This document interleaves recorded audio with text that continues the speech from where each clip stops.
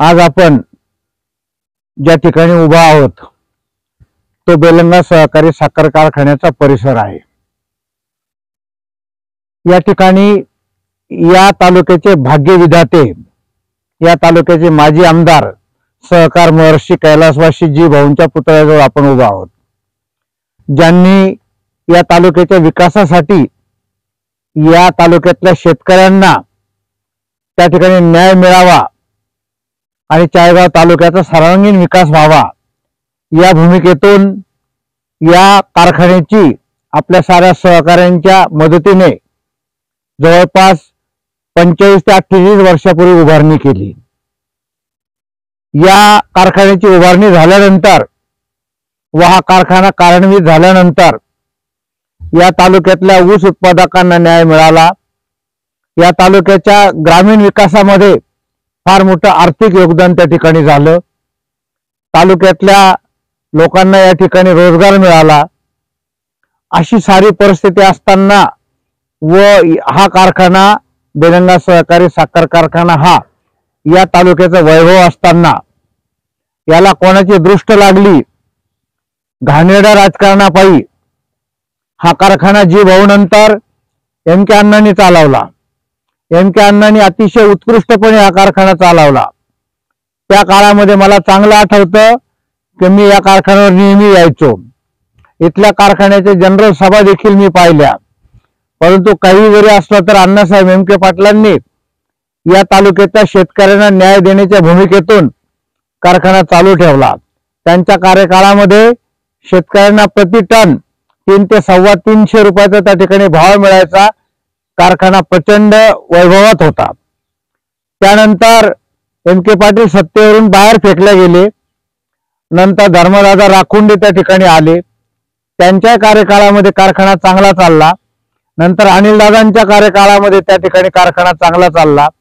नंतर अण्णासाहेब उदयसिंह पवार आणि गुड्याचे जे काही नेते होते त्यांच्या काळामध्ये कारखाना चांगला चालला। परंतु नंतर राजकारणापायी काही हलकट लोकांमुळे हा कारखाना बंद पडला। त्यानंतर चित्रसेन पाटील यांनी त्या ठिकाणी कारखाना सुरू करण्यासाठी जे काही प्रयत्न केले त्या प्रयत्नातून त्यांनी कारखाना देखील सुरू केला। परंतु आज पहिला हंगाम झाला, दुसरा हंगाम झाला आणि तिसऱ्या हंगामानंतर कारखाना बंद पडला। आज 2001 पासून हा कारखाना बंद आहे। कारखान्याची जवळपास 300 एकर जमीन आहे। आज या कारखान्याच्या कर्मचाऱ्यांची वाताहत झालेली आहे। त्यांना कुठलाही रोजगार नाही। कारखान्याकडे त्यांची प्रचंड प्रमाणावर घेणं आहे, परंतु ते दिले जात नाही। आज या ठिकाणी कारखान्याची जी काही रोडवर कमान होती ती कमान देखील तोडून टाकण्यात आली। या ठिकाणी कारखान्याची डिस्टिलरी होती, अशी डिस्टिलरी महाराष्ट्रामध्ये कुठेही नव्हती। परंतु चित्रसेन पाटील यांनी ही डिस्टिलरी त्या ठिकाणी तोडून टाकली आणि त्याचं सारे भंगार त्या ठिकाणी विकून टाकलं। वास्तविक डिस्टिलरी मधून जो काही पैसा आला ती डिस्टिलरी का तोडली याची कोणतीही माहिती चित्रसेन पाटील व त्यांच्या सहकार्याने त्या ठिकाणी दिलेली नाही।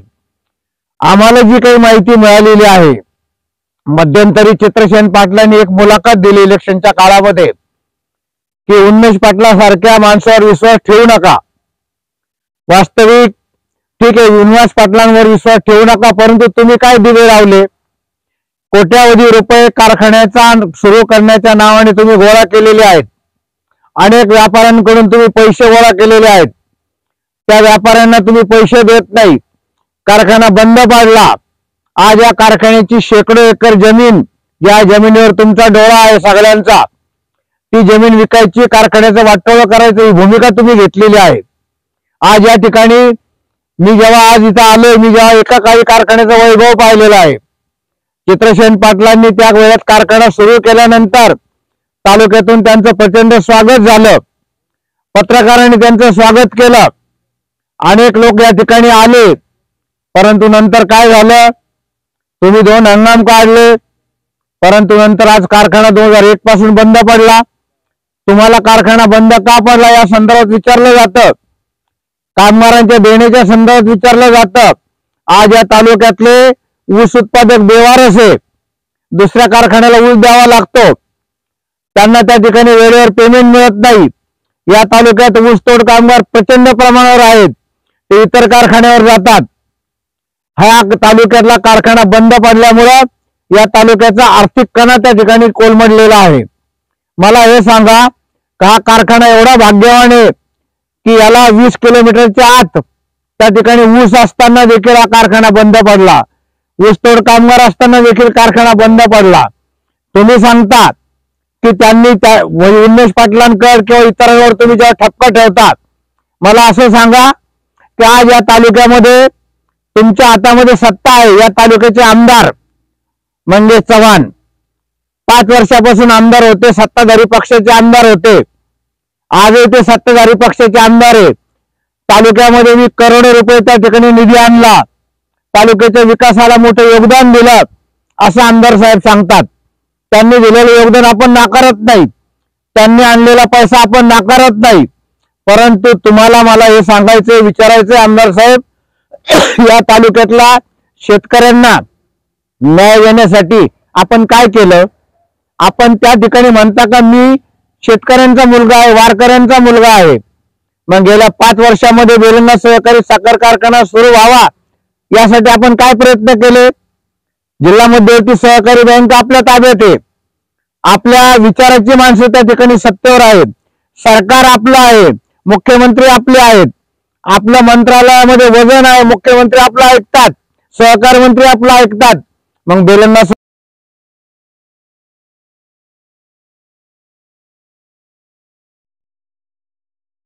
ग्रामस्थ लाईव्ह मध्ये आपलं स्वागत। मी किसनराव जोरवेकर, संपादक सर्वांचा ग्रामस्थ लाईव्ह।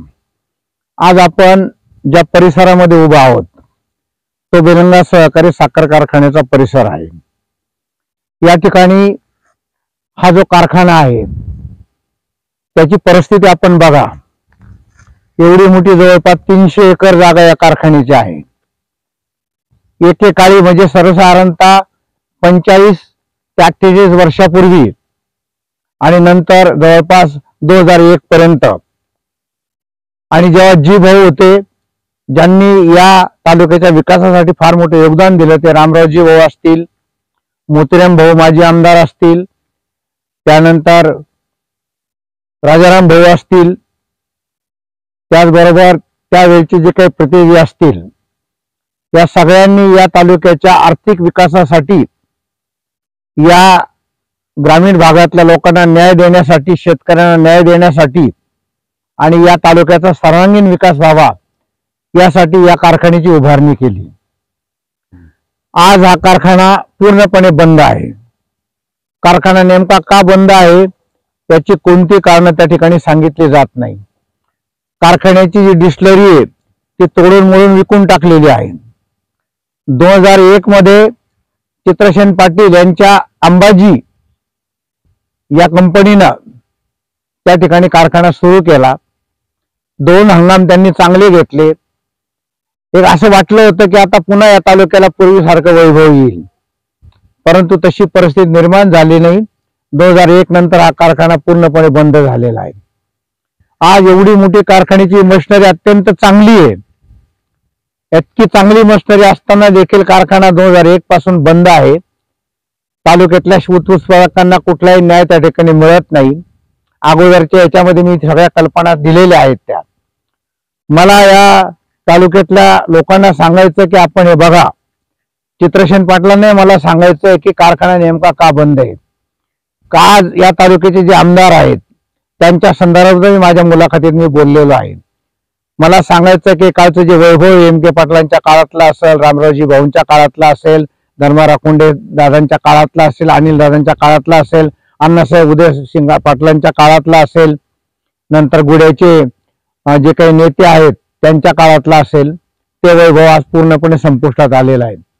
मला या ठिकाणी सांगायचं की या तालुक्यासाठी आमदार साहेब आपण फार मोठं योगदान या ठिकाणी देत आहात। तुम्हाला हा तालुका बदलवायचा आहे, या तालुक्याचं नाव पूर्ण महाराष्ट्रभर झालं पाहिजे, आपली भूमिका आहे। मॉडेल चाळीसगाव निर्माण करण्याची आपली भूमिका आहे। आपण कोट्यवधी रुपये निधी या ठिकाणी विकास कामांसाठी आणला, रस्त्यांवर अनेक रस्ते आणले, अनेक पुतळे उभे केले, काही चौक उभे केले, परंतु कोट्यावधी रुपये निधी आणताना या तालुक्याचा ज्वलंत प्रश्न, जो कारखाना बंद, बेलंगा सहकारी साखर कारखाना बंद असल्याने या तालुक्यातल्या ऊस उत्पादकांची वाटाघाट झालेली आहे. त्यांना बाहेरच्या कारखान्यांना ऊस द्यावा लागतो. तो देताना त्या ठिकाणी त्यांना वेळेवर पेमेंट मिळत नाही. या कारखान्याचे हजारो कामगार आज देशोधडीला लागलेले आहेत. कामगारांची या ठिकाणी जर आपण पाहिली जी काही कॉलनी आहे त्यामध्ये आज 70 कामगार त्या ठिकाणी राहतात. त्यांच्या मुलांना नोकऱ्या नाही, त्या ठिकाणी त्यांच्या घरामध्ये मुला मुलींचे लग्न होत नाही. आज त्यांना कुठे नोकऱ्या मिळत नाही, कारण वय झालेलं आहे. हे जे टाइम ऑफिस मी पाहिलेले त्यामुळे 78, 79, 80 ते जवळपास 85, 90 पर्यंत या टाइम ऑफिस मध्ये यायचो. व्यंके पाटलांचं त्या ठिकाणी दरबार सुरू असायचा. कारखान्याच्या वार्षिक मिटिंगला मी यायचो. मी पाहिलं वार्षिक मिटिंगा गाजायच्या. ऊसा चांगल्या पद्धतीने सुरू असलेला कारखाना आज बंद आहे. कारखान्याची 300 एकर जमीन विक्री करण्याचा काहींचा प्रयत्न आहे. या सगळ्या गोष्टीच्या पार्श्वभूमीवर अधिक न बोलता मी तालुक्याचे आमदार आणि या तालुक्याच्या नेत्यांना सांगेल, तुम्ही स्वतःला शेतकरी पुत्र म्हणता, या तालुक्याच्या विकासाच्या गप्पा त्या ठिकाणी तुम्ही मारता.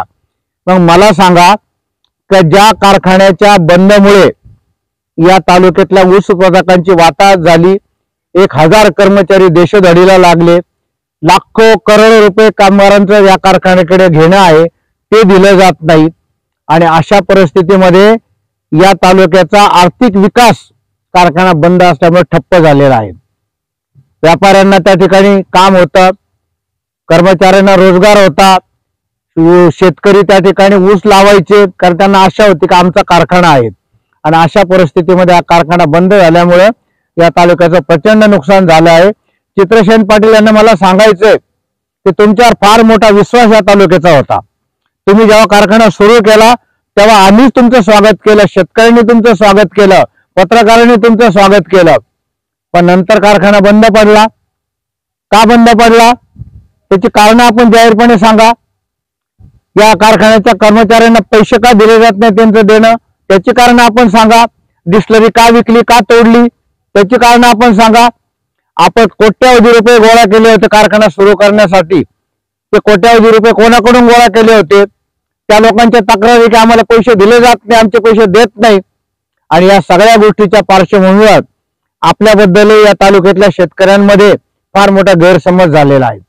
हा गैरसमज दूर करण्यासाठी मला तालुक्याचे आमदार असतील, जे काही लोकप्रतिनिधी असतील, त्यांना मला सांगायचं की आपण कारखान्यावर या. हा कारखाना कसा सुरू होईल? नगर जिल्ह्यातले सगळे कारखाने जवळपास सुरू झालेले आहेत. मराठवाड्यातले कारखाने सुरू झालेले आहेत. ते चांगल्या पद्धतीने चालतात. शेतकऱ्यांच्या ऊसाला चांगला भाव देतात. या तालुक्याचे ऊसतोड कामगार मोठ्या संख्येने या तालुक्यात आहेत. त्यांना बाहेरच्या कारखान्यामध्ये जावं लागतं. का? हा कारखाना बंद आहे. शेतकऱ्यांना आपला ऊस बाहेर द्यावा लागतो. का? कारखाना बंद आहे. या तालुक्यामधलं भाग्य असं आहे की या कारखान्याला 20 किलोमीटरच्या क्षेत्रामध्ये ऊस आहे.